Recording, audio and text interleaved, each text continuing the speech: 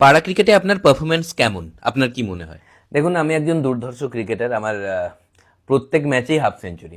আমি 50 রান তো একদম আমার বাঁধা একেবারে। আর বোলিংয়ে? বোলিং এর কথাই বলছি। আরে, আর ব্যাটিংয়ে কি অবস্থা? ব্যাটিং এ মানে আমি দুর্ধর্ষ একজন ব্যাটসম্যান। আমাকে আজ পর্যন্ত পাড়া ক্রিকেটে কেউ আউট করতে পারেনি। এত কড়া ডিফেন্স? না, কেউ নামাই না। সাহসী করে উঠতে পারেনি আর কি। ফিল্ডিংয়ে? ফিল্ডার বলতে গেলে বলতে হয় যে মানে যেখান থেকেই বল যাক না কেন, যত দূর থেকেই বল যাক না কেন, বল ধরেই নেব।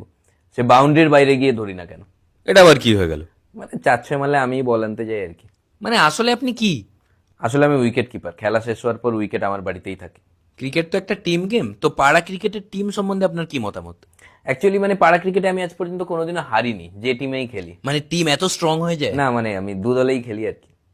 পাড়া ক্রিকেটে সব থেকে বেশি কি ভালো লাগে? আমার পাড়া ক্রিকেটে আমার সব থেকে ভালো লাগে ঝগড়া করতে। আমি ঝগড়া করে অনেক ম্যাচ জিতিয়েছি।